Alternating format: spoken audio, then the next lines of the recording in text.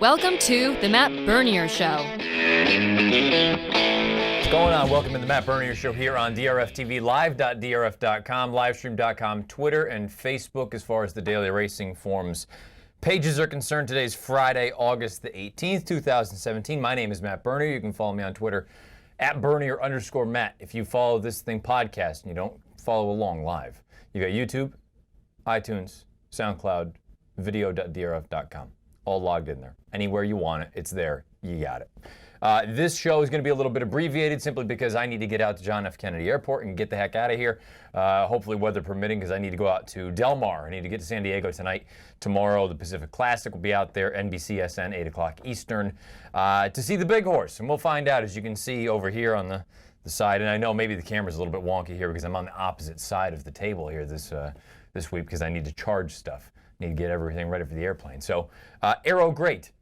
We'll find out. I got to be honest. I thought, and I still maintain, his best, I think, is better than any other horse's best that I've seen. Now, I haven't been in the game nearly as long as some other people have. And again, it's up for debate whether you want to say American Pharoah was better, his best was better than Arrogate's best, or heck, if you really wanted to say California Chrome, I would vehemently argue and kind of fight that. But at the same time, some people believe that California Chrome's best race was better than anything that we've seen from Arrogate. I don't believe that. I think the best that we're going to see from Arrogate, such as the Dubai World Cup, that far and away is the best that I've ever seen as far as an individual performance is concerned. We can take a look at that video when we get an opportunity. This horse just absolutely blows the doors off this field when you consider everything that happened to him.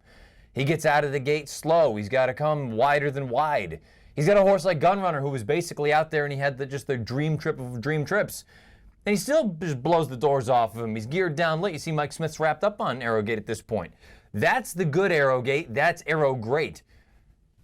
I don't know that we're going to get that tomorrow afternoon. His best race is going to win the Pacific Classic. There is no denying that. But there is a part of me that says, based on what we saw just a handful of weeks ago in the San Diego handicap, that I don't know for sure that we're going to end up getting a performance like we got over in Dubai. If we get something similar to this effort right here in the San Diego, my goodness, it's going to be another stunner, because in the San Diego, this horse didn't pick his feet up at any point. He never looked like he was comfortable. Even early on, he broke a beat slow, but that's just him. He's always going to be a little bit slow into stride. Mike Smith got him into the clear, said, you know what, we're just going to get you to relax, and you got to accelerate out there. He's going to come back to us. You got a couple other decent horses, Donworth in here, but we're not afraid of anyone. And on the far turn, he was really starting to scrub on him. I mean, it looked like he was going to make that move, but El Huerfano, who, unfortunately for young apprentice Evan Roman, he had a bit of a wild ride on a bucking bronco because he had lost the irons. El Huerfano was the only one that started going backwards. As we take a look right now in San Diego, this was an instance where he just never ran. He never, ever picked his feet up. I don't know what you want to do with this. You see right now he's essentially being eased. I don't know, man. It's really difficult for me to look at a horse like this and say, on the heels of a performance like this, and not just because of what Accelerate did, and he obviously has an affinity for the racetrack, and we'll go into all the sort of nuts and bolts of the Pacific Classic here in a little bit. You saw how sluggish this horse looked. I don't know. I mean, again, I still maintain his best is going to win this race tomorrow afternoon. And it's going to win by a lot, not by a little, by a lot. And we're not talking about some ham and eggers. He's got some really nice horses that he's running against. One of them an uncoupled stablemate for Bob Baffert named Collected. But I don't know for sure that we're going to get the good Arrogate, the horse that went out there, that won the Dubai World Cup, that won the Pegasus World Cup, that won the Breeders' Cup Classic and put on a show almost a year ago to the week, or to the day anyway, up at Saratoga in the Grade 1 Travers against 3-year-olds. I don't know which Arrogate we're going to get. It's going to be fascinating, and it is a polarizing idea because this is another instance, and I said it a little bit in the Race of the Day video. You can go over to video.drf.com or the Daily Racing Forums YouTube channel to take a look at the entire thing, nuts and bolts. You go to the Race of the Day page, you get free Formulator past performances. I said, to me, it's a scenario where he either wins by 100 or he's nowhere. And again, I'm not going to give away the pick just yet. I'll wait till we come back after break. But I just kind of feel like it's either going to be Showtime and it's the Arrogate of old, or it's a kind of a carbon copy of the San Diego handicap, and he is nowhere. And you have that rare opportunity to have multiple instances where you've got an odds-on horse that could go down in flames and just create giant payoffs. I'm not suggesting he is the likeliest of losers, because he's far and away the most likely winner of the race. You don't need me to tell you that. But it's really difficult to trust a horse at what's probably going to be in that 2 to 5, 3 to 5 range. He's even money on the morning line.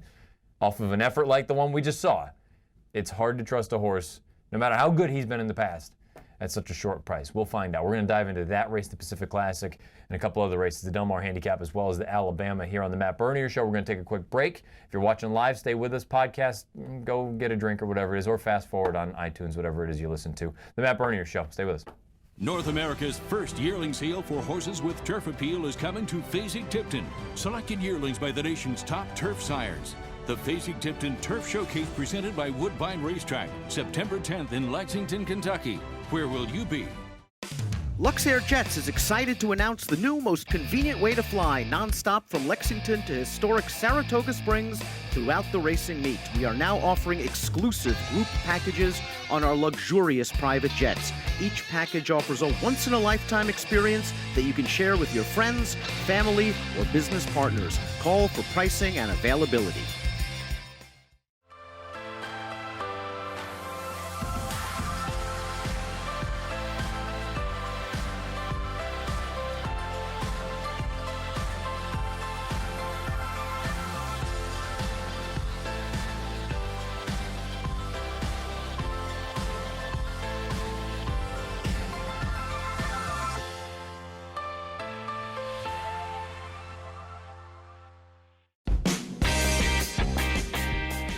Coming up this summer, it's Spa Babies presented by WinStar Farm. Every Wednesday through Sunday during the Saratoga meeting, Nicole Russo and I will analyze the best 2-year-old races at the spa. We'll go beyond the past performances and discuss pedigree, trainer patterns, workouts, and more. It's Spa Babies presented by WinStar Farm every Wednesday through Sunday at video.drf.com.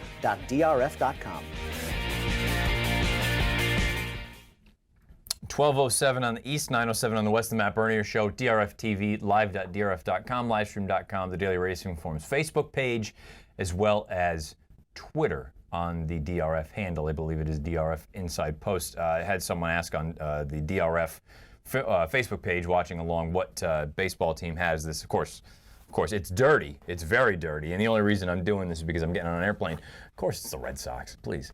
First place Boston Red Sox in the AL East. All right, let's dive into a little bit of handicapping this week, huh? Again, the big race, it's the Pacific Classic. It's going to be going on tomorrow afternoon down at the Del Mar Thoroughbred Club. Let's take a look at the field if we could.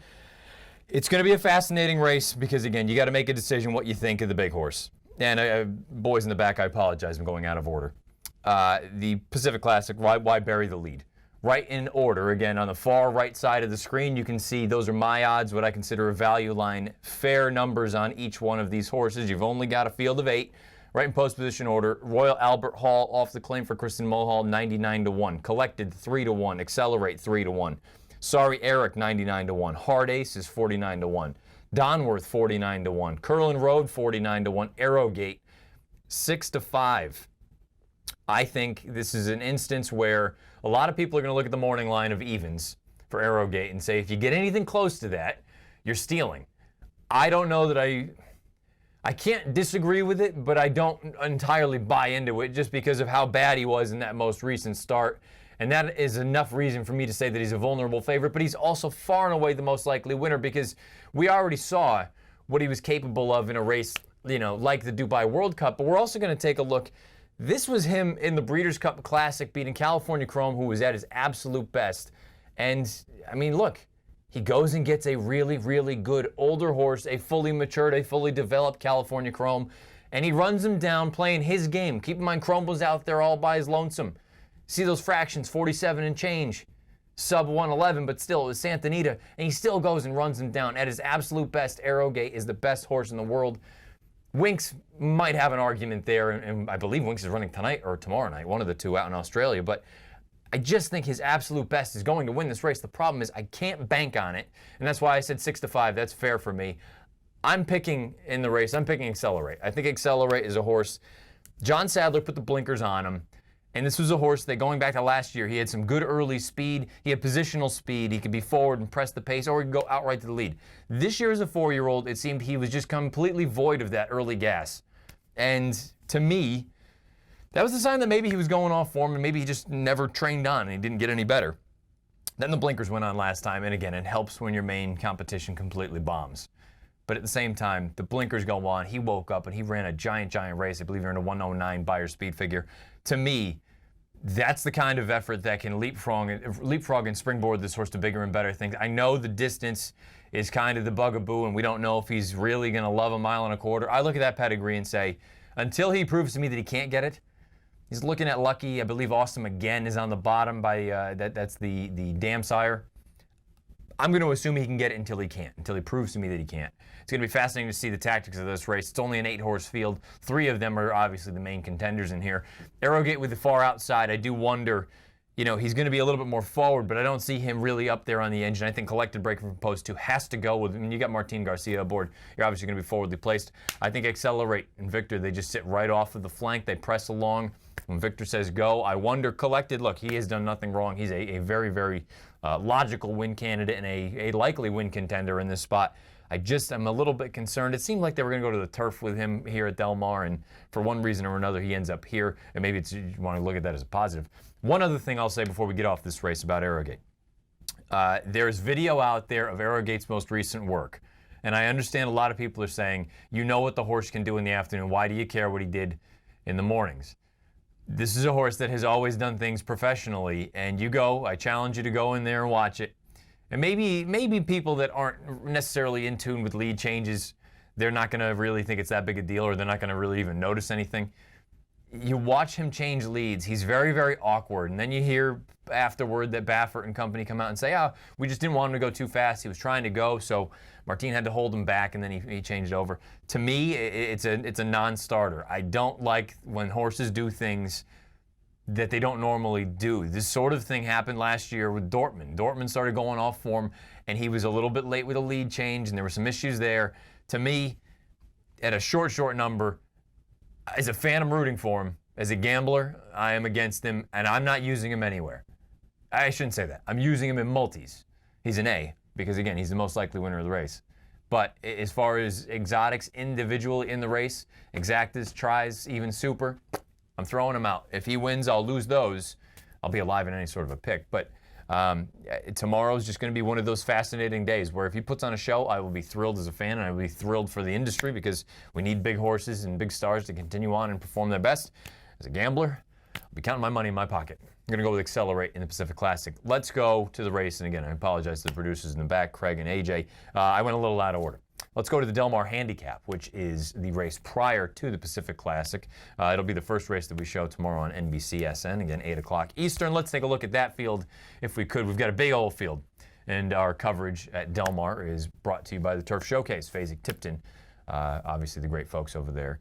Sales time this year, Fasig-Tipton. Let's take a look in post position order. Liam the Charmer, 24-1. Inordinate, 49-1. Big John B, 32-1. Editore, 49-1. It's in the post, 7-2. Monster B, 12-1. Flamboyant, 6-1. Ashley Loves Sugar, 4-1 as we turn the page. The number 9, He Will, a horse that I had really hoped was going to be something, 32-1. Up with the Birds, I think his better days are behind him, 49-1. Hunt, 5-1. Mr. Rory, 49-1. Prime Attraction, 99-1. I think a vulnerable favorite in this spot is Ashley Loves Sugar. We're going to take a look at Ashley Loves Sugar's race right now. This was in the Eddie Reed most recently. He ran fine. He ran absolutely fine. You see Hunt is also in this race. He's in the yellow silks, just sitting on 2 handsfuls of dynamite right now, Flavian Pratt. He's going to split and he's going to go on through. Ashley Loves Sugar is the definition of a blue-collar horse. He's going to show up. He's a gelding. He's going to go, he's going to run his race. I believe he's a gelding. I shouldn't just automatically say that. But he's going to go out there, he's going to run his race. And let me just confirm that he's a gelding real quick. I don't want to be saying wrong things in here. Ashley Loves Sugar is I know this is fantastic to listen to. He is a gelding. I was right all along. He's a gelding. He's a blue-collar horse. He goes out there. He's going to give you what he's got. Sometimes good enough, sometimes it's not. You know you're probably going to get a low 100 Beyer speed figure. You know you're probably going to get a low 120 or a high 110 time form U.S. rating. He has beautiful tactical speed. You respect the hell out of the horse because, again, he's the kind of horse that without him, you don't have the game. He just shows up, and I know he's in the graded stakes races, but to me, he kind of harkens to one of those allowance types that just goes out there, and I'm not saying talent-wise, that they just go out there and they run. They do their job. They're professionals. I actually love Sugar. I think he's a really cool horse. I will be using him in exotics, but I'm going to use him more defensively because I got to be honest, it's just a scenario where I look at it and say, I think he's a little bit vulnerable in here. The day's best for me, the horse that I like the most, is It's in the Post. We're going to take a look at It's in the Post's most recent run. This is in the United Nations. He's in the red silks right there. Beach Patrol is to his inside. And look at those fractions. 46 and 4, 11 flat for a mile and 3/8. The two favorites hooked up and they dwaylaid on the front end. They went at it. Now you look at the rest of the horses. You see bigger picture, getting the ride of the year from Joe Bravo. He wins. He comes back in the Bowling Green, runs very, very well. Can't help believing went up to Woodbine. Didn't get the pace that he really needed, but he ran a good race. Beach Patrol comes back last weekend, wins the Arlington Million. I think It's in the Post lost the battle and lost the war. I think now, in this instance, he's going to work out a very similar trip to the one that Ashley Love Sugar is going to work out.